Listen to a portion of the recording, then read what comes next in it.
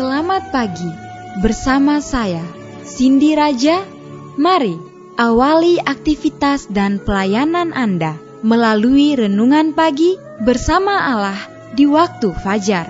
Dengan doa dan bimbingan darinya, kita dapat diyakinkan bahwa pada hari yang mulia itu, ketika Yesus kembali untuk mengklaim miliknya, bahwa kita akan menunggunya di sana dengan tangan terbuka dan disambut ke hadiratnya yang kekal.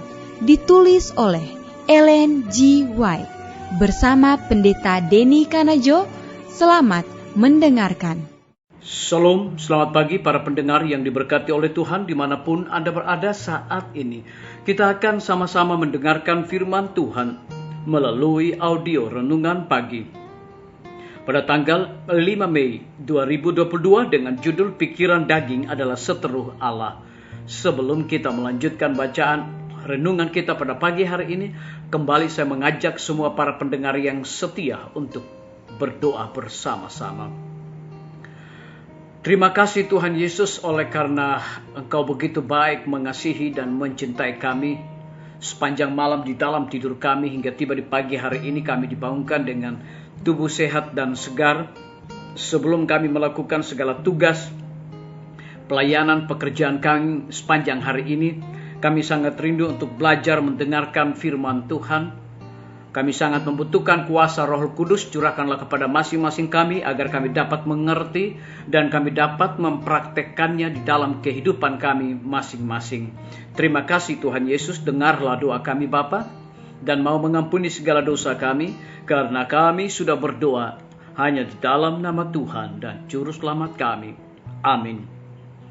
Ayat inti kita terambil di dalam Roma 8 ayat yang ke-7 hingga ayat yang ke-8. Demikian firman Tuhan.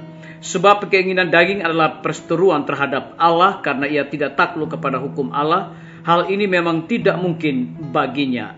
Mari kita ikuti penjelasannya.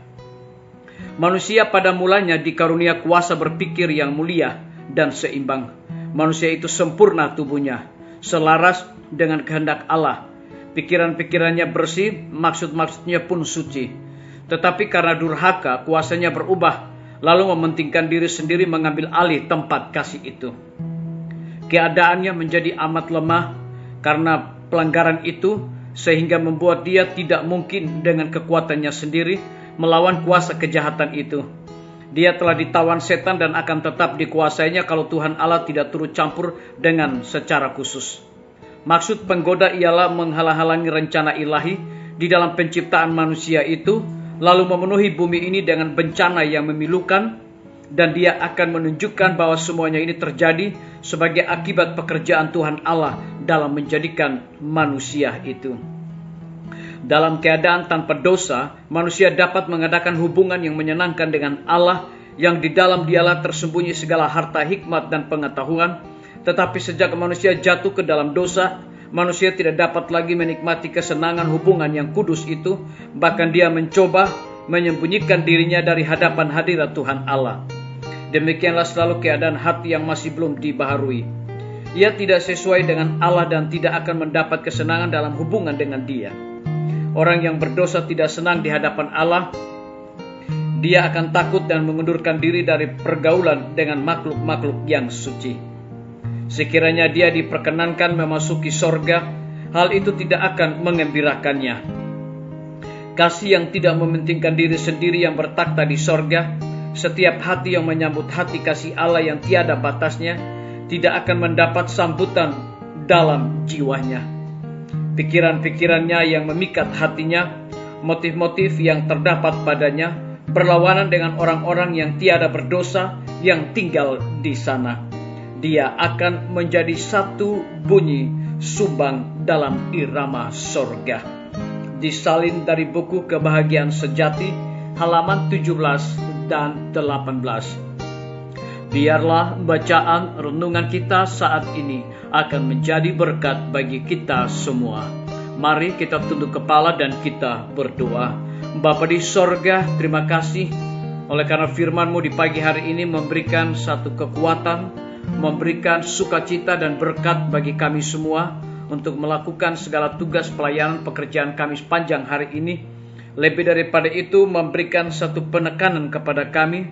Manusia pada mulanya dikarunia kuasa berpikir untuk mulia dan seimbang. Manusia itu sempurna tubuhnya selaras dengan kehendak Allah. Terpujilah nama Tuhan. Pada pagi hari ini hamba berdoa untuk pemerintah kami. Tuhan memberkati Bapak Presiden bersama Wakil Presiden, para menteri dan seluruh stafnya, Bapak Gubernur bersama wakil, Bapak Wali Kota bersama wakil, Bapak Bupati bersama wakil, camat dan seluruh stafnya, kepala desa, lurah, RT, RW dimanapun mereka berada saat ini. Tuhan lindungi pelihara mereka. Mereka sangat membutuhkan pertolongan kuasa Tuhan setiap saat. Oleh sebab itu curahkanlah hikmat dan pengetahuan sorga, agar mereka dapat menjalankan roda pemerintahan dan juga di dalam mengambil setiap kebijakan. Biarlah itu mendatangkan berkat bagi rakyat dan bangsa kami. Kami juga berdoa untuk para tim medis. Tuhan berkati dokter, perawat, bidan dan semua para pekerja kesehatan yang ada di setiap rumah sakit, bahkan puskesmas yang ada di Indonesia. Lindungi mereka Tuhan, curahkan hikmat, dedikasi di dalam pelayanan, agar mereka dapat memberikan yang terbaik dan penuh dengan sukacita. Lebih khusus kami berdoa untuk kelanjutan Rumah Sakit Advent Palangkaraya dan juga Rumah Sakit Advent Kupang. Kami serahkan semuanya ke dalam tangan kasih dan rahmat Tuhan. Kami berdoa khusus untuk Dr. Raymond yang Tuhan percayakan untuk memimpin Rumah Sakit Palangkaraya yang baru dipercayakan pada tahun ini. Kami juga berdoa Tuhan untuk guru-guru, kepala sekolah dan setiap siswa, biarlah mereka dapat mengajar anak-anak untuk memiliki karakter Yesus Kristus. Kami teringat pimpinan-pimpinan organisasi gereja Tuhan, kami serahkan mereka ke dalam tangan Tuhan. Mereka sangat membutuhkan kuasa Roh Kudus di dalam pelayanan mereka sampai kepada para gembala jemaat, dan kiranya urapan Roh Kudus Tuhan selalu menyertai mereka senantiasa. Belajar Alkitab interaktif online yang berlangsung dan juga KKR dan KPA kami serahkan semuanya ke dalam tangan Tuhan. Kami berdoa juga Tuhan memberkati akan TNI, Polri, PNS, wira swasta, petani, pedagang, nelayan, ojek online dan saudara-saudara kami yang ada di dalam penjara. Tuhan lindungi pelihara mereka, cukupkan kebutuhan mereka, dan hikmat pengetahuan sorga juga akan menyertai mereka senantiasa. Para pendengar yang setia yang berulang tahun saat ini, dengan bertambahnya usia yang Tuhan percayakan di dalam hidup mereka, mereka juga selalu bersyukur dan melayani Tuhan senantiasa. Yang berada di dalam kebimbangan ketidakpastian hidup, Tuhan berikan iman yang teguh untuk mereka terus berharap bersandar hanya kepada Tuhan Yesus.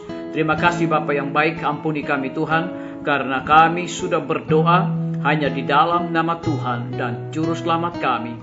Amin. Sampai jumpa. Tuhan Yesus memberkati kita semua.